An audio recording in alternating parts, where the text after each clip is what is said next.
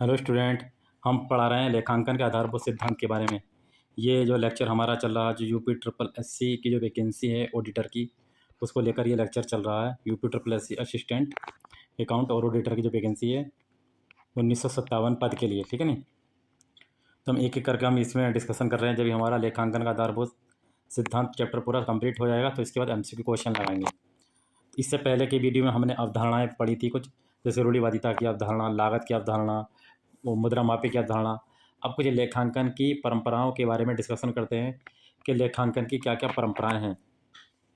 लेखांकन परंपराओं को सामान्य रूप से स्वीकृति या लेखाकारों के मध्य आपसी समझ से चली आ रही स्वीकृति परिपाटी के रूप में समझा जा सकता है। यानी ये लेखांकन की जो परंपराएं जो शुरू से चली आ रही हैं, जो सब लोगों ने माना है, वही परिपाटी अब तक चल रही आ रही है। सब लोगों ने इसको माना और इसके लिए एक नियम कानून भी बनाया गया था, गैप, ठीक है नहीं, गैप, जनरली अकाउंटिंग एक्सेप्टेड और पार्टिसिपेट, ये हमारा प्रोग्राम बनाया गया था। ये जो परंपरा है, लेखांकन परंपरा का कोई कानूनी पक्ष नहीं होता, कोई कानूनी इसके ऊपर कानून नहीं होता, कोई इसके ऊपर कोई लीगल कार्रवाई नहीं होती।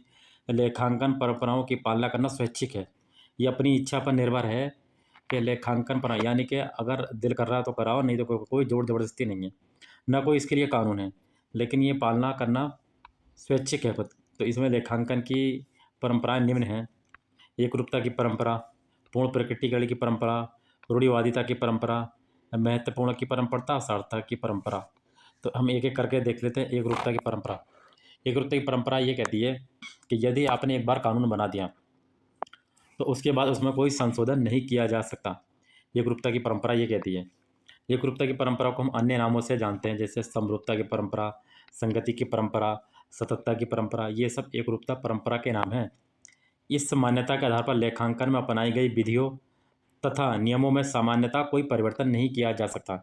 यानी कि एक बार कोई मेथड, कोई रूल अपना लिया, उसके बाद इसमें कोई परिवर्तन नहीं किया जा सकता। एकरूपता की परंपरा की पालना करने पर ही तुलनात्मक अध्ययन संभव है। यानी कि एक बार कोई नियम बना दिया तो उसकी तुलना भी आसानी से की जा सकती है। अगर बार बार उसमें परिवर्तन करेंगे, चेंज करेंगे, तो उसकी तुलना करना भी कठिन हो जाएगा। तो इसीलिए एकरूपता की जो परंपरा है, इसकी तुलना करना संभव है, आसान है, ठीक है नहीं। एक बार जैसे कोई नियम बना दिया, कोई चेंज नहीं कर सकते, तो तुलना भी आसानी से हो जाती है इसमें।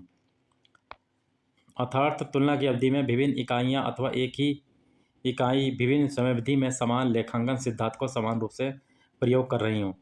तो ये एकरूपता की परंपरा के बारे में चर्चा थी, जिसमें एक बार रूल या मेथड को अपना लेने के बाद उसमें परिवर्तन नहीं किया जा सकता, उसका तुलनात्मक अध्ययन भी संभव होता है एकरूपता की परंपरा में। पूर्ण प्रकटीकरण की परंपरा क्या कहती है? पूर्ण प्रकटीकरण की परंपरा, इससे पहले एक वीडियो हमने पूर्ण प्रकटीकरण की अवधारणा पढ़ी थी, उसमें वही चीज़ थी, जो संपत्ति हैं, जो आय हैं, जो लाभ, उनको कम से कम मूल्य पर दिखाओ, ठीक है नहीं, कम से कम मूल्य पर। और जितनी भी हानियाँ हो रही हैं, खर्चे हो रहे हैं, आपके जितने भी एक्सपेंडिचर हैं उनको क्या है, ज़्यादा मूल्य पर दिखाओ। यही बात उसमें कही गई थी और ये बात इसमें भी है। इसके अनुसार व्यवसाय के वित्तीय प्रदर्शन से जुड़े सभी आवश्यक व भौतिक तथ्यों का वित्तीय विवरणों में शामिल करना, जिससे व्यापार की वास्तविक स्थिति ज्ञात हो सके। कहने का मतलब ये हो गया, यदि आपको व्यापार की स्थिति को जानना है तो सभी प्रकार की चीज़ों को व्यापार में दिखाना चाहिए, उनको छुपाना नहीं चाहिए। छुपाने से बैलेंस शीट गड़बड़ होती है। यदि आपको व्यापार में उसकी वास्तविक स्थिति को जानना है तो सभी चीज़ों को दिखाना पड़ेगा, उनको छुपाना नहीं चाहिए। छुपाने से कोई फ़ायदा नहीं है, तो सभी चीज़ों को उनको दिखाना चाहिए। यही इसमें पूर्ण प्रकटीकरण की परंपरा के अंतर्गत कहा जाता है। यानी कि वास्तविक स्थिति का सही से ज्ञान हो सकेगा। यानी कि व्यापार की जितनी भी चीज़ें हैं, वित्तीय विवरण हैं, यानी बैलेंस शीट में उनको दिखा देंगे तो वो ठीक रहेगा। संदिग्ध दायित्व से ऐसे दायित्व से है जिनका होना या ना होना भविष्य की घटना पर निर्भर होता है। यानी कि जैसे कोई मामला जो कोर्ट में चल रहा है, ठीक है ना, यदि उसका फैसला आ जाता तो ठीक है। यदि फैसला नहीं आता तो हम उसको बैलेंस शीट के नीचे फुट नोट के रूप में दिखाएंगे। फुट नोट के रूप में दिखाएंगे। कोई भी यदि मामला चल रहा है, जैसे कि न्यायालय में कोई विवाद योग्य मामले हैं, या कोई बैंक से कोई चेक का मामला है, तो उसको बैलेंस शीट के फुट नोट में दिखाया जाएगा। यदि वो मामला यदि समाप्त हो गया हाई कोर्ट से, तो उसको नहीं दिखाएंगे। यदि कोई मामला चला, यानी कि बैलेंस शीट में सब कुछ दिखाना पड़ेगा। छुपाना कुछ नहीं है, छुपाने से सोल्यूशन नहीं होता पूर्ण प्रकटीकरण की परंपरा में। अगला है इसमें आपका, इस अवधारणा के आधार पर संदिग्ध दायित्वों को चिट्ठे के नीचे टिप्पणी के रूप में, यानी फुट नोट के रूप में दिखाया जाता है। अब रूढ़िवादिता की परंपरा क्या कहती है? रूढ़िवादिता की परंपरा कहती है, जितने भी व्यापार में आपकी संपत्ति हैं, लाभ हैं, आय हैं, उनको कम से कम मूल्य पर दिखाओ, और जितनी भी आपकी हानि हो रही है, खर्चे हो रहे हैं उनको ज़्यादा से ज़्यादा मूल्य पर दिखाओ। रूढ़िवादिता की परंपरा में, यानी कि इस परंपरा में जो है कि इसका जो मूल्यांकन है लागत मूल्य और बाजार मूल्य दोनों में से जो भी कम होता है उस पे किया जाता है। मान लिया हमारा लागत मूल्य है 100 रुपये, ठीक है नहीं, बाजार मूल्य है 120 रुपये, तो हम उसका मूल्यांकन 100 रुपये पे करेंगे। यदि हमारा लागत मूल्यांकन 120 हो गया और बाजार मूल्य 100 रुपये हो गया तो उसका मूल्यांकन 100 रुपये का होगा। जो वैल्यू सबसे कम होती है उसी पर इसका मूल्यांकन करा जाता है। जो संपत्ति हो आय होगा उनको ज़्यादा मूल्य पर दिखाएंगे, जो संपत्ति आय होगी उनको न्यूनतम मूल्य पर दिखाना चाहिए, और जितने भी आपके दायित्व हैं, एसेट्स हैं, हानियाँ हैं, खर्चे हैं, इनको अधिक मूल्य पर दिखाना चाहिए। रूढ़िवादिता की परंपरा के कारण अंतिम स्टॉक का मूल्यांकन करना लागत मूल्य तथा बाजार मूल्य जो दोनों में से कम हो उस पर किया जाता है। स्टॉक का जो मूल्यांकन है लागत मूल्य हो या बाजार मूल्य हो, उन से दोनों पे जो भी कम हो उसके आधार पर इसका मूल्यांकन किया जाता है। ये हम नहीं कहते, ये लेखा मानक 2 के तहत ये बात कही गई है। रूढ़िवादिता की परंपरा लेखा मानक 2 ये कहती है कि लागत मूल्य या बाजार मूल्य दोनों में से जो कम मूल्य होगा उस पे हम दिखाएंगे। वर्तमान में बाजार मूल्य को शुद्ध वसूली मूल्य के नाम से जाना जाता है। जो का बाजार मूल्य, इस बाजार मूल्य को शुद्ध वसूली मूल्य के नाम से भी हम जानते हैं। लेनदारों पर बट्टे संचय नहीं बनाया जाता। यदि रूढ़िवादिता की परंपरा के कारण देनदारों पर डूबत ऋण आयोजन और बट्टा आयोजन का निर्माण होता है, यानी कि जितनी भी आपकी ज्ञात हानियाँ हैं जिनको ज्ञात कर सकते हैं, जितनी भी आपकी ज्ञात हानि है उसके लिए प्रावधान बनाए गए हैं। प्रावधानों का निर्माण किया गया है, ठीक है नहीं, जितनी भी आपकी ज्ञात हानि है उसके लिए प्रावधानों का निर्माण किया गया है।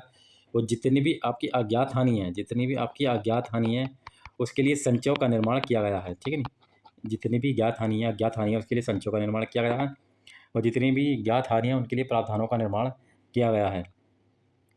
अगली अवधारणा है महत्वपूर्णता की परंपरा या सारता की परंपरा। सारता की परंपरा क्या कहती है? इस परंपरा के अनुसार लेखांकन करते समय केवल महत्वपूर्ण तथ्यों पर ही ध्यान केंद्रित करना चाहिए। ऐसे तथ्य जो आय निर्धारण में महत्वपूर्ण नहीं है उन्हें छोड़ देना चाहिए। यानी कि अकाउंटिंग करते समय ऐसी चीज़ों को पे ध्यान केंद्रित करना चाहिए, यानी जो फालतू की चीज़ें हों उन्हें आय में शामिल नहीं करना चाहिए अकाउंटिंग करते समय।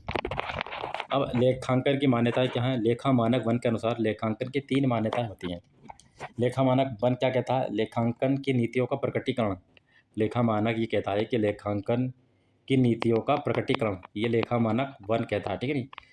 ये लेखा मानक मैं आपको पढ़ाऊंगा अभी। लेखा मानक आपके 30 लेखा मानक है, इसमें से एक क्वेश्चन बनता है इस लेखा मानक में क्या लिखा गया है। तो लेखा मानक जो 1 के अनुसार 3 मान्यताएं हैं, कौन कौन सी मान्यता है इसमें? चालू मान्यता, चालू मान्यताओं का पीछे पड़ा था, सोदिग्री की मान्यता और निरंतरता की मान्यता, सततता की मान्यता। यानी एक व्यापारी अपना व्यापार ऐसे चालू करता है कि उसका व्यापार अनिश्चित काल के लिए समय चलता रहे, यानी कोई भी संपत्ति वो ऐसे लगाएगा कि उसका व्यापार अनिश्चित काल के लिए चलता रहे, ये चालू मान्यता कहती है। उपार्जन की मान्यता, उपार्जन की मान्यता ये कहती है कि चालू वर्ष में हमने इनकम कमा तो ली है लेकिन हमें प्राप्त नहीं हुई है, तो ऐसी आय हमारी उपार्जन की आय कहलाती है, उपार्जन की मान्यता कहलाती है। इसको संबंधित वर्षों में यानी कि चालू वर्ष में इसको जोड़ा जाता है। जो अनुपार्जित आय है जो हमें बिना कुछ करे प्राप्त हो गई है उस आय को अनुपार्जित आय कहते हैं, अनअर्न्ड इनकम कहते हैं, उसको इसमें से घटाया जाता है चालू वर्ष में से, ठीक है। अगला है एकरूपता की मान्यता, सततता की मान्यता, संगति की मान्यता। ये वो मान्यता है एक बार मेथड या रूल को अपनाने के बाद उसमें कोई परिवर्तन नहीं किया जा सकता। इस मान्यता के आधार पर लेखांकन में अपनाई गई विधियों तथा नियमों में सामान्यतः कोई परिवर्तन नहीं किया जा सकता। एकरूपता की परंपरा के तहत जितनी भी व्यापारिक संस्थाएं हैं इनके संस्थाओं का जो लेखा है वो उपार्जन के आधार पर ही रखे जाते हैं। लेखा मानक अकाउंटिंग स्टैंडर्ड एएस, लेखा मानक वे नीतिगत प्रलेख हैं जो वित्तीय विवरणों में लेन देन की पहचान करना, उनका मापन करना, उनका प्रस्तुतिकरण करना, उनका प्रकटीकरण करना, कोई दिशा निर्देश देते हैं। इन्हें भारत में ICAI के द्वारा जारी किया जाता है। भारत में ICAI की स्थापना, institute chartered account of India, इसकी स्थापना जो हुई थी 1 जुलाई 1 जुलाई सन 1949 को इसकी स्थापना हुई थी। 1 जुलाई सन 1949 को इसकी स्थापना हुई थी। Indian institute chartered account of India, इसकी स्थापना 1 जुलाई 1949 को हुई थी। इसके तहत एक लेखा मानक मंडल बनाया गया। इसके तहत क्या बनाया गया? एक लेखा मानक मंडल बनाया गया, ASB, ठीक नहीं, अकाउंटिंग स्टैंडर्ड बोर्ड, लेखा मानक मंडल बनाया गया। इसकी स्थापना जो हुई थी 21 अप्रैल सन 1977 में इसकी स्थापना हुई थी। इसमें टोटल लेखा मानक कितने बनाए गए? 32 लेखा मानक इसके तहत बनाए गए। किस लेखा मानक में क्या 1 नंबर का क्वेश्चन इसमें आता, अभी मैं आपको बताऊंगा इसके बारे में। तो इसकी स्थापना 21 अप्रैल 1977 में इसकी स्थापना हुई। इस लेखा मानक में क्या होता है, इस लेखा मानक में जो है लेखांकन नीतियों में एकरूपता लाने के लिए कि लेखांकन की जो नीतियाँ वो सही हैं या गलत हैं, एक बार मेथड को अपना लिया कोई परिवर्तन तो नहीं किया जा सकता।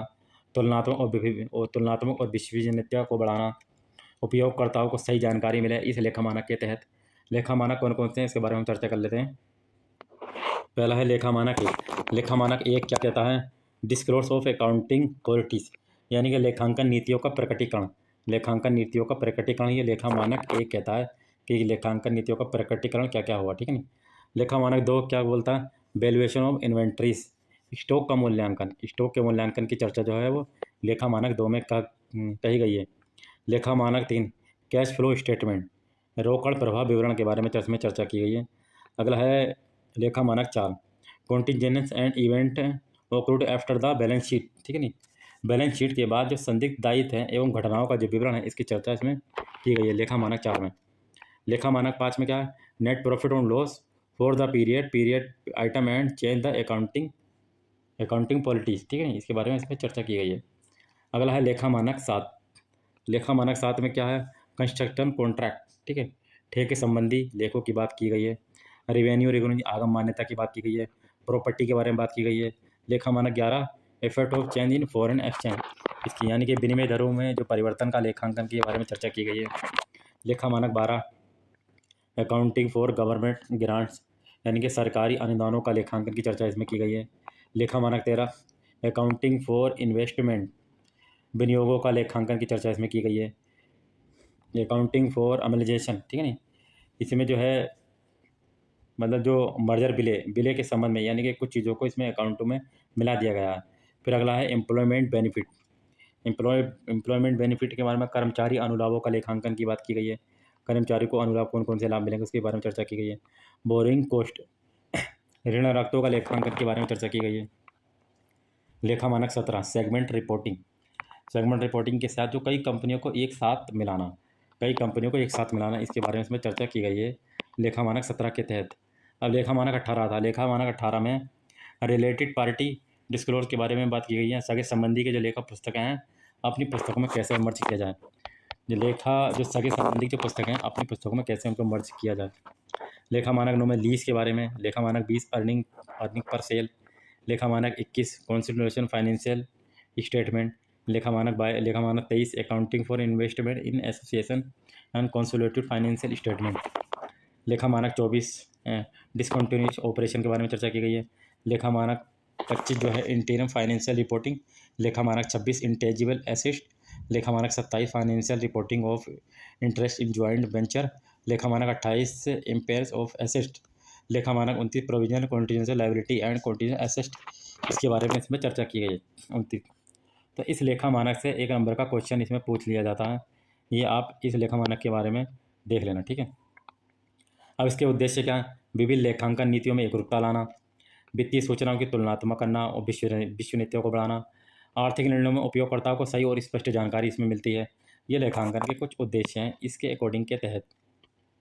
आवश्यकता क्या है इसमें, उपयोगकर्ताओं को एकरूपता और प्रासंगिक जानकारी उपलब्ध कराना, वैकल्पिक लेखांकन व्यवहारों में सही विकल्प चुनने में मार्गदर्शन देना, ये लेखांकन की आवश्यकता है।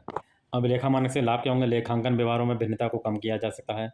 ऐसी सूचनाओं का प्रकटीकरण कराना जो कानून द्वारा आवश्यक न हो परंतु हितधारकों के लिए क्या उपयोगी हो, इम्पोर्टेंट हो। वित्तीय विवरण यानी फाइनेंशियल या जो बैलेंस शीट है उसका अंतर फर्म और अंतर कंपनी तुलनात्मक रूप को संभव बनाना।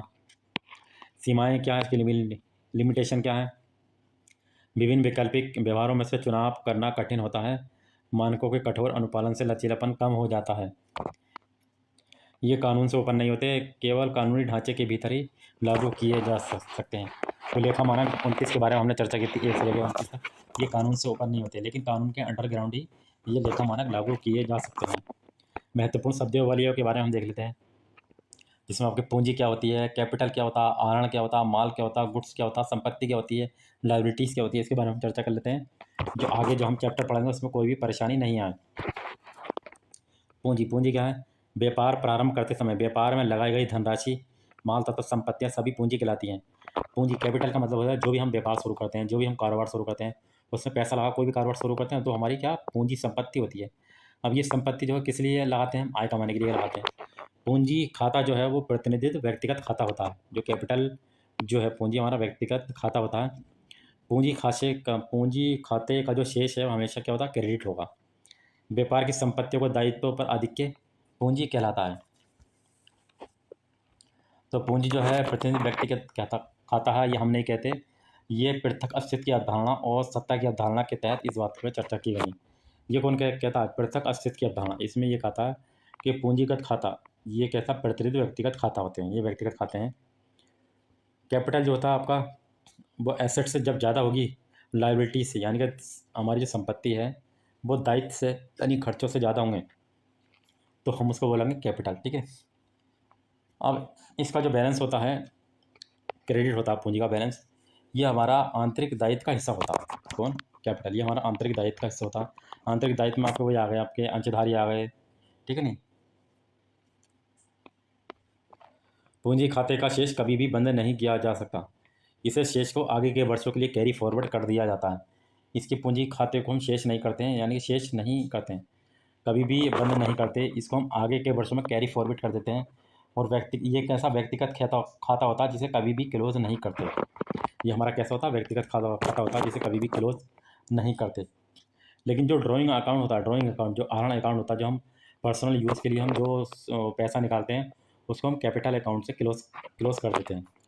तो कैश अकाउंट को डेबिट करेंगे, एसेट्स को हम डेबिट करेंगे, गुड हो, परचेस हो, स्टॉक हो, इसको हम डेबिट करेंगे। ये हमारे क्या हैं, वस्तुगत खाते हैं। ये हमारे क्या वस्तुगत खाते हैं। कैपिटल अकाउंट को हम क्या करेंगे, क्रेडिट करेंगे। ये भी हमारा प्रतिनिधित्व व्यक्तिगत खाता है। जैसे कि एक एग्जाम्पल ले लेते हैं, जैसे कि एक एग्जाम्पल है ओपनिंग जो कैपिटल है हमारी एक्स वाई कोई कुछ भी हो। ठीक है, 1 लाख हो, 2 लाख हो, 3 लाख हो, तो हमने जिसमें जो पूंजी लगाई और वो तो हम इसको जोड़ेंगे। फिर हमें इस पूंजी पर जो ब्याज मिला उसको भी हम जोड़ेंगे, जो भी हमें प्रॉफिट हुआ उसको भी हम जोड़ेंगे। जो हमने ड्राइंग करा यानी कि अपने पर्सनल यूज़ के लिए जो हमने पैसे निकाले उसको घटाएंगे, और जितना भी लॉस हुआ उसको घटाएंगे। फिर ये आपका क्लोजिंग स्टॉक बच जाएगा। ठीक है। जैसे कि एग्जाम्पल में और देख लेते हैं, जैसे आपका क्लोजिंग बैलेंस है। ठीक है, क्लोजिंग बैलेंस आपका कितना है, 1 लाख रुपये। इस 1 लाख रुपये में हमने और पूंजी लगा दी 20,000 रुपये, तो कितना हो गया आपका, 1,20,000। ठीक है नहीं, 1,20,000 में फिर क्या करा, ड्राइंग हमने निकाल ली तो ये 5,000 इसमें से घट जाएंगे। फिर प्रॉफिट हुआ तो ये 15,000 इसमें जुड़ जाएंगे। फिर हमारा ओपनिंग जो ओपनिंग कैपिटल है ये इसका, ये तो आपका वो रहा क्वेश्चन के बाद सोल्यूशन ये रहा, सोल्यूशन ये। तो 1 लाख ये रहा, इसमें कैपिटल को जोड़ेंगे और प्रॉफिट को भी जोड़ेंगे, और जो हमने पर्सनल यूज़ के लिए पैसे निकाले उसको हटा देंगे। तो ये कितना आ जाएगा, 1,30,000 रुपये आपका ये क्लोजिंग बैलेंस आ गया। एक एग्जाम्पल और देख लेते हैं। 1 लाख रुपये की धनराशि से व्यापार प्रारंभ किया, वर्ष के दौरान 1,20,000 रुपये का लाभ कमाया। व्यापार की औसत पूंजी क्या है, औसत पूंजी हमें ज्ञात करनी है। औसत पूंजी का जो ये होता है ओपनिंग कैपिटल और क्लोजिंग कैपिटल। ठीक है नहीं, अपॉन 2, तो हमारा क्या आ जाएगी, औसत पूंजी आ जाएगी। तो हमारा ओपनिंग कैपिटल कितना आपका, 1 लाख रुपये। ठीक, क्लोजिंग कैपिटल कितना, 1,20,000 रुपये। ठीक है ना, 1,20,000 रुपये। इन सबको जोड़ करके 2 से हम भाग करेंगे तो आपका 1,10,000 रुपये आ जाएगा। ठीक है ना, कितना आ जाएगा, 1,10,000 रुपये। ये 1,10,000 रुपये की आपकी औसत पूंजी आ जाएगी। अब इसके बाद में हम ड्राइंग खाता आहरण के बारे में चर्चा करते हैं। क्या है ये ड्राइंग, जब किसी व्यापारी द्वारा अपने व्यक्तिगत उद्देश्य हेतु व्यापार से कोई धनराशि या माल निकाला जाता है तो उसे आहरण कहते हैं। अपने पर्सनल यूज़ के लिए कोई भी पैसा निकालेंगे तो उसे आहरण करेंगे। आहरण भी एक प्रतिनिधित्व व्यक्तिगत खाता है, कैपिटल भी प्रतिनिधित्व व्यक्तिगत खाता था। ठीक है, आहरण खाते का जो शेष है वो हम करेंगे डेबिट, और जबकि पूंजीगत खाते का बैलेंस जो हम क्रेडिट करेंगे। आहरण खाते के शेष को हम आगामी वर्ष में कैरी फॉरवर्ड नहीं करते, जबकि पूंजीगत खाते को हम आगे के वर्षों में कैरी फॉरवर्ड करते हैं। इसको कैरी फॉरवर्ड नहीं करेंगे, इसको कैपिटल अकाउंट से बंद कर देंगे हम इसको, जो ड्राइंग अकाउंट है। ठीक है, बल्कि उसे चालू वर्ष में कैपिटल अकाउंट से बंद कर दिया जाता है। किस तरीके से करेंगे, तो इनकी एंट्री होगी capital account to debit to drawing account, इस तरीके से इसको बंद कर दिया जाएगा आहरण खाते को। अगला आपका माल यानी कि गुड्स। माल गुड्स क्या कहते हैं, गुड्स ऐसी वस्तुएं जिनका दिन प्रतिदिन क्रय विक्रय यानी कि माल को खरीदना और बेचना किया जाता है, जो व्यापारी द्वारा विक्रय करने के उद्देश्य से रखी जाती है, माल कहलाती है। व्यापार में माल शब्द का प्रयोग कभी भी नहीं किया जा सकता। जब हम एंट्री बनाएंगे तो उस एंट्री बनाते समय हम माल शब्द का यानी गुड शब्द का प्रयोग नहीं करेंगे। जैसे मैं ये कहूँ कि मैंने 5,000 रुपये का फर्नीचर खरीदा, ठीक है, तो हम फर्नीचर का शब्द का यूज़ नहीं करेंगे। इसकी जगह हम माल खरीदा तो परचेज शब्द का यूज़ करेंगे, माल बेचा तो सेल शब्द का यूज़ करेंगे। एग्जाम्पल में व्यापारी ने फर्नीचर खरीदा, तो फर्नीचर क्या है कि संपत्ति हो गई। व्यापारी ने क्या खरीदा? फर्नीचर खरीदा। तो फर्नीचर व्यापारी ने फर्नीचर खरीदा, तो फर्नीचर क्या है? आपकी संपत्ति हो गई, ठीक है ना। यह अपने पर्सनल यूज़ के लिए खरीदा। अब यदि आ जा फर्नीचर व्यापारी, व्यापारी किसका? ये फर्नीचर का व्यापारी है, इसने फर्नीचर खरीदा खरीदा तो ये माल को दर्शा रहा, क्योंकि इसने जो फर्नीचर खरीदा है अपने आय कमाने के लिए खरीदा, ठीक है नहीं, इसको, ताकि फर्नीचर खरीद कर उसको बेच सके। एक तरफ यह है व्यापारी ने फर्नीचर खरीदा, तो ये संपत्ति हो इसकी, घर में यूज़ करेगा। और किसी फर्नीचर व्यापारी ने फर्नीचर खरीदा तो उसके लिए माल हो गया, क्योंकि ये उसका माल है, क्योंकि बाद में उसको सेल करेगा, ठीक है। तो ये दो एंट्री आपको समझ में आई फर्नीचर खरीदने के बारे में। अब हम संपत्ति के बारे में चर्चा करते हैं। एसेट्स क्या होती है हमारी? संपत्ति जो एसेट्स हैं, ऐसी वस्तुएं जो व्यवसाय में पुनः विक्रय के उद्देश्य से नहीं जाती, बल्कि आय कमाने के उद्देश्य से रखी जाती है, संपत्तियाँ कहलाती हैं। तो संपत्तियाँ वो होती हैं जो हम आय कमाने के उद्देश्य से रखते हैं, सेल करने के उद्देश्य से, बेचने के उद्देश्य से नहीं रखते हैं। जैसे कोई मशीन हो गई तो मशीन हमने लगा लिया तो उससे हम आय कमा रहे हैं, ठीक है ना। कोई बिल्डिंग हो गई, हमने बिल्डिंग लगा दी आय कमाने के उद्देश्य से, तो ये हमारी क्या होगी? संपत्ति हो गई, एसेट हो गई, ठीक है।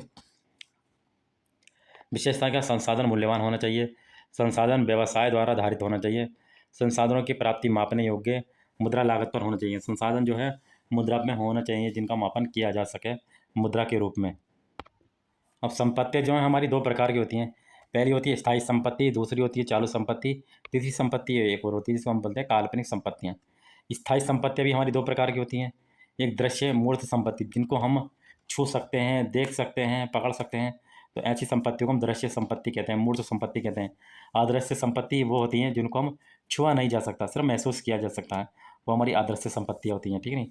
तो पहले हमारी स्थायी संपत्तियाँ, फिक्स एसेट, इसके बारे में क्या चर्चा की गई है? स्थायी संपत्तियों से आशय उन संपत्तियों से है जिन्हें व्यवसाय में लंबे समय तक लगातार उपयोग हेतु रखा जाता है। स्थायी संपत्तियों को, जैसे कि हमने कोई प्लांट लगा लिया, तो हमने लंबे समय के लिए प्लांट लगाया जो हम इससे इनकम कमाएंगे। कोई हमने मशीन लगा ली, वो लंबे समय के लिए लगा लिया, ये हमारी स्थायी संपत्ति हुई, जिनसे हम आय प्राप्त करेंगे, लंबे समय तक के लिए लगाया जाता है इनको। स्थायी संपत्तियों से वस्तु तथा सेवाओं का उत्पादन किया जाता है। कोई मशीन लगा कोई वस्तु बना सकते हैं, सेवाएं दे सकते हैं। स्थायी संपत्ति जो पुनः बिक्री के लिए उपलब्ध नहीं होती, पुनः बिक्री के लिए नहीं रखते हम इसको। स्थायी संपत्ति को दो भागों में बांटा जाता है। पहला होता है दृश्य मूर्त संपत्तियाँ। ये ऐसी स्थायी संपत्ति होती है जिन्हें देखा जा सकता है, महसूस किया जा सकता है और छुआ जा सकता है। ये दृश्य मूर्त स्थायी संपत्तियाँ कहलाती हैं। जैसे आपके लैंड, बिल्डिंग हो गई, मशीनरी हो गई, फर्नीचर हो गया, फिक्चर हो गया, मोटर कार हो गई, कंप्यूटर हो गया, ठीक है नहीं। ये आपकी कैसी संपत्तियाँ? आपकी स्थायी संपत्तियाँ हैं। अब आप देखते हैं अदृश्य संपत्ति। ऐसी स्थायी संपत्तियाँ जिन्हें देखा नहीं जा सकता, छुआ नहीं जा सकता, केवल महसूस किया जा सकता है, अदृश्य संपत्तियाँ कहलाती हैं, अमूर्त स्थायी संपत्तियाँ कहलाती हैं। जैसे आपका गुडविल हो गया, पेटेंट हो गया, कॉपीराइट हो गया, लाइसेंस हो गया, ट्रेडमार्क हो गया। ये ऐसी संपत्तियाँ जिनको देखा नहीं जा सकता, छुआ नहीं जा सकता, केवल महसूस किया जा सकता है। अब हम देखते हैं चालू संपत्तियों के बारे में, जो हमारी करंट एसेट होती हैं। करंट एसेट ऐसी संपत्तियाँ जिन्हें एक अवधि में, एक लेखा मानक कितना है 12 माह का होता है, ठीक है, एक 12 माह में नकद में परिवर्तित किया जा सकता है, चालू संपत्तियाँ कहलाती हैं। चालू संपत्तियों को कार्यशील संपत्ति या तरल संपत्ति भी कहा जाता है। तो चालू संपत्तियाँ करंट एसेट वो होती हैं जिनको नकद में परिवर्तित किया जा सकता है, यानी कि जिनका पैसा एक लेखांकन अवधि में मिलने वाला है, इनका पैसा जो है एक लेखांकन अवधि में मिलने वाला है, ये चालू संपत्ति होती हैं। जैसे cash in hand, cash at bank, prepaid expenses, accrued income, inventory, finish, ठीक है नहीं। ये हमारी ऐसी संपत्तियाँ होती हैं जिनका पैसा एक लेखांकन अवधि में हमें मिलेगा ही मिलेगा, ये हमारी चालू संपत्ति होती हैं, करंट एसेट होती हैं। इन चालू संपत्ति को हम फ्लोटिंग एसेट और चक्रीय संपत्ति भी कहा जाता है। तो ये नए नए शब्द हैं कि फ्लोटिंग एसेट किसे कहते हैं, चालू संपत्ति को कहते हैं। अगर आपका कृत्रिम संपत्ति, काल्पनिक संपत्ति, ये कैसी संपत्ति होती है? ऐसी संपत्ति होती हैं जिसमें खर्चे होते हैं, आय प्राप्त करने के लिए खर्चा, पूंजीगत खर्चा। ऐसी संपत्तियाँ जिन्हें पुनः नकद में परिवर्तित नहीं किया जा सकता, इन्हें पुनः नकद में परिवर्तन नहीं किया जा सकता, ये हमारी कैसी संपत्तियाँ कहलाती हैं? जिनका कोई वास्तविक अस्तित्व नहीं होता तथा ऐसी संपत्तियों का प्रतिवर्ष एक निश्चित भाग लाभानी खाते से अपलिखित किया जाता है तथा एक भाग बैलेंस शीट में चला जाता है, तो ये हमारी कृत्रिम संपत्तियाँ कहलाती हैं। कृत्रिम संपत्तियाँ मैं आपको ऐसा बता दूँ, जैसे 10 साल के लिए हमने 1 लाख रुपए विज्ञापन पर खर्च कर दिए। ठीक, अब हमने पैसा एक बार लगा दिया 10 साल की, अब हमें इनकम मिलेगी। तो पहले साल हमें कितनी मिली? 10,000 रुपये। ठीक है नहीं, 10,000 रुपये ये प्रॉफिट हुआ। 10,000 प्रॉफिट हमें प्रॉफिट एंड लॉस अकाउंट में चला जाएगा। अब हमारे बचे कितने? 90,000। ठीक है नहीं, 90,000, ये 90,000 हमारे बैलेंस शीट में चले जाएंगे। अगले साल फिर 10,000 का प्रॉफिट हुआ, फिर ये बैलेंस इसमें प्रॉफिट एंड लॉस में चला जाएगा। अब हमारे कितने बच्चे? 80,000 रुपये, ये हमारी बैलेंस शीट में चला जाएगा। फिर अगले साल 10,000 का प्रॉफिट हुआ, फिर ये प्रॉफिट एंड लॉस में चला जाएगा। फिर हमारे कितने बचे? 70,000 रुपये, फिर हमारा ये बैलेंस शीट में चला जाएगा। ये हम कृत्रिम संपत्तियाँ होती हैं जिन्हें पुनः नकद में परिवर्तन नहीं किया जा सकता। ये ऐसी संपत्ति जिन्हें हर एक साल एक निश्चित भाग लाभ हानि खाते के रूप में अपलिखित किया जाता है। ये ऐसी संपत्ति होती है कृत्रिम संपत्तियाँ। इसमें कौन कौन सा आ गए? प्रीमियरली एक्सपेंसेस हो गए। ठीक है, इसमें इसका मतलब हो गया कंपनी को बनाने के लिए जो प्रारंभिक खर्च होते हैं वह एक्सपेंसेस होते हैं। कंपनी को बनाने के लिए प्रारंभिक expenses. Discount on issue of share, discount of issue और शेयर हो गए। प्रॉफिट एंड लॉस अकाउंट का debit balance, underwriting commission, debit advertise, ये आपकी कैसी कृत्रिम संपत्तियाँ हो गई। कृत्रिम संपत्ति के बाद अब आता है चालू दायित्व। करंट लायबिलिटीज़ किसे कहते हैं? करंट लायबिलिटीज़ किसे कहते हैं? ऐसे दायित्व जिनका भुगतान एक लेखांकन अवधि के नकद में किया जाता है, ये चालू दायित्व कहलाते हैं। यानी कि इनका पेमेंट नकद में करना है, नकद में इनका पेमेंट करना है, तो ये चालू दायित्व कहलाते हैं। जिनका एक लेखांकन अवधि में पेमेंट करना है, इनका एक पेमेंट लेखांकन अवधि में करना है, तो ये हमारे चालू दायित्व कहलाते हैं, करंट लायबिलिटीज़ कहलाती हैं। जैसे ट्रेड पेबिल हो गई, ये आपके कौन से हो गए? लेनदार हो गए, क्रेडिटर्स हो गए। बिल पेबिल हो गया, बैंक ओवरड्राफ्ट हो गया, आउटस्टैंडिंग एक्सपेंसेस हो गया, अर्नड इनकम हो गया, proposed dividend, short term loan, ये आपके कौन से हो गए? चालू दायित्व हो गए, करंट लायबिलिटीज़ हो गई। अब हम डेप्टर्स के बारे में देख लेते हैं। देनदार कौन होते हैं? देनदार ऐसे व्यक्तियों एवं संस्थाओं को कहा जाता है जो व्यवसाय में उधार माल बेचा जाता है या जिनसे माल का भुगतान आना शेष है। ऐसे व्यक्तियों एवं संस्थाओं को देनदार कहा जाता है। तो जिसने उधार माल बेच दिया तो वह देनदार हो गया। जब उधार माल बेच दिया तो फिर इनसे पैसा आना शेष रहेगा। जब उधार माल बेच दिया तो इससे पैसा आएगा नहीं, तो वो हमारे क्या होंगे? देनदार होंगे। लेनदार किसे कहते हैं? व्यापार से पैसा लेने वाले, जो व्यापार से पैसा लेते हैं। जिन व्यक्तियों में संस्थाओं से उधार माल खरीदा जाता है, जिन व्यक्ति से उधार माल खरीदेंगे तो वो हमारे क्या कहलाए जाएंगे? लेनदार कहलाए जाते हैं। कार्यशील पूंजी क्या होती है? चालू संपत्ति एवं चालू दायित्व का अंतर क्या कहलाता है? कार्यशील पूंजी कहलाता है। कार्यशील पूंजी को दो प्रकारों में बांटा जाता है, जैसे सकल कार्यशील पूंजी। सकल कार्यशील पूंजी का मतलब है चालू संपत्तियों का टोटल, जो आपकी चालू संपत्ति है उस संपत्तियों का टोटल कार्यशील पूंजी कहलाता है। शुद्ध कार्यशील पूंजी किसे कहते हैं? करंट एसेट्स में करंट लायबिलिटीज़ को घटा देंगे, वो शुद्ध कार्यशील पूंजी आ जाएगी। ठीक है। अगला आपका इकाई। इकाई का मतलब कुछ ही संस्था है, किसी कोई जो संस्था चल रही है उससे आएगा। इकाई से अभिप्राय है ऐसी वस्तु से है जिनका एक निश्चित अस्तित्व है, व्यावसायिक उद्यम से, यानी कि संस्था है, जैसे सुपर बाजार हो गया, हायर ज्वेलर्स हो गया, आईटीसीएल हो गया। ठीक है, कोई भी संस्था हो गई एक। लेन देन किसे कहते हैं? लेन देन का मतलब है दो लोगों के बीच में जो लेन देन किया जाता है, और दो या दो से अधिक इकाइयों के बीच कोई घटना जिसका कोई कुछ मूल्य होता हो, लेन देन कहलाता है। ये माल का क्रय, धन की प्राप्ति, लेनदार को भुगतान, विक्रय आदि हो सकते हैं। ये एक नकद तथा उधार सौदा हो सकता है लेन देन। प्रमाणन यानी कि वाउचर किसे कहते हैं?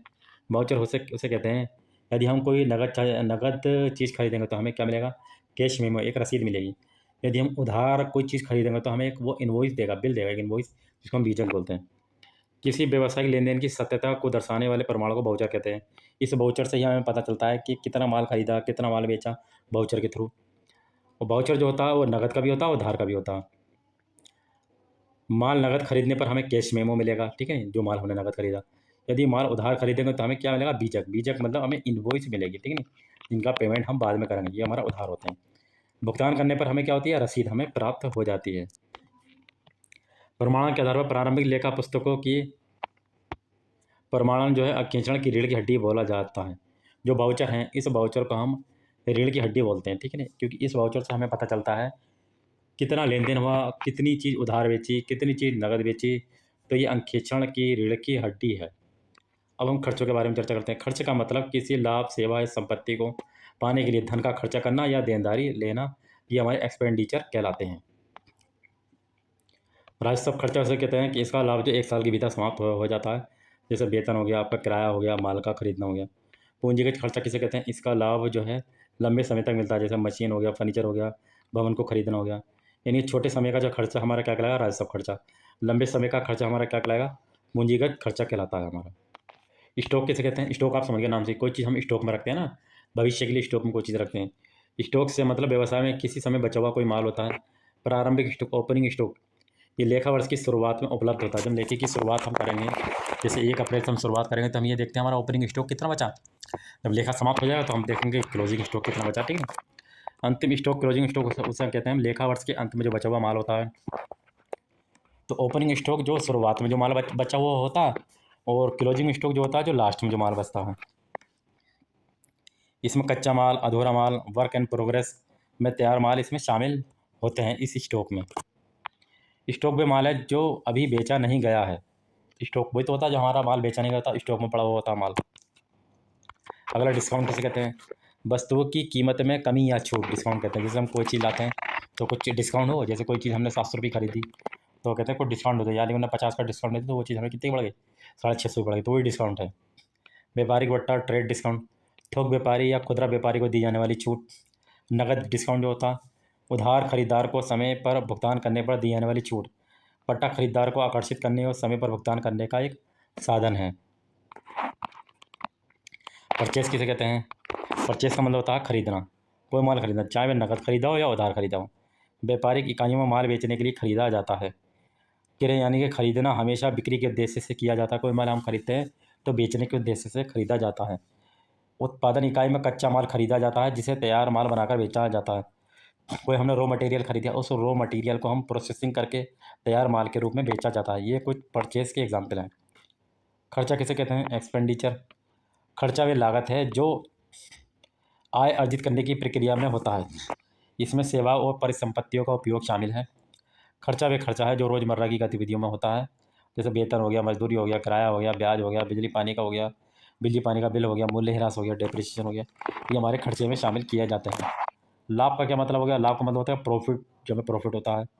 जब किसी अवधि में आय खर्चे से अधिक हो जाती है तो उसे हम लाभ कहते हैं। मतलब इनकम ज़्यादा है, खर्चा कम है, तो प्रॉफिट होगा।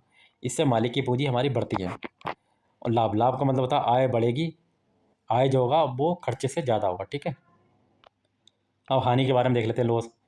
जब खर्चा आय से अधिक हो, यानी कि आय कम हो खर्चा ज़्यादा हो, तो हानि होगी। इससे पूंजी क्या होती है, घटती है हमारी आय से। जब खर्चा ज़्यादा हो और आय कम हो तो इससे क्या होगी, हानि होगी। जैसे चोरी हो गया, आँख से नुकसान हो जाता है, दुर्घटना होती है, संपत्ति बेचने पर हानि, ये कुछ हानि हो जाती हैं। अब हम कुछ सिद्धांत देख लेते हैं जो एक एक नंबर में पूछे जाते हैं। जैसे दोहरा लेखा प्रणाली के जनक किसे माना जाता है, तो वो लुकास पेसोली को माना जाता है। दोहरा लेखा प्रणाली के जनक 1494 ईस्वी में। इन्हें लेखांकन का जन्मदाता भी माना जाता है। लुकास पेसोली की अन्य पुस्तक एक है अंकगणित एवं रेखागणित पुनर्वलोकन के अंश हैं। इस पुस्तक में जो पुस्तक है इसमें डेबिट और क्रेडिट शब्द का प्रयोग किया गया है। डेबिट शब्द जो इटली के डेबिटो से लिया गया है। लैटिन शब्द डेबिटो एवं डेबियो से लिया गया है, का अर्थ है ऋणी होना, ठीक है नी, जिसका अर्थ होता है स्वामी का ऋणी होना। क्रेडिट शब्द इटली के क्रेडिटो से लिया गया है। लैटिन शब्द इसका क्रेडिटा है, जिसका अर्थ है स्वामी की देनदारी, स्वामी की देनदारी। क्रेडिटर का अर्थ है कि स्वामी को पैसा देगा। डेबिट का मतलब होता है पैसा लेना। तो आई होप ये लेखांकन के आधारभूत सिद्धांत आपको समझ में आए होंगे। ये लेखांकन का आधारभूत सिद्धांत है, ठीक है। अभी हमारा चैप्टर हमारा एक पूरा हो गया, कंप्लीट हो गया, ठीक है। अब हम नेक्स्ट चैप्टर की चर्चा नेक्स्ट वीडियो में करेंगे। चलिए, थैंक्स।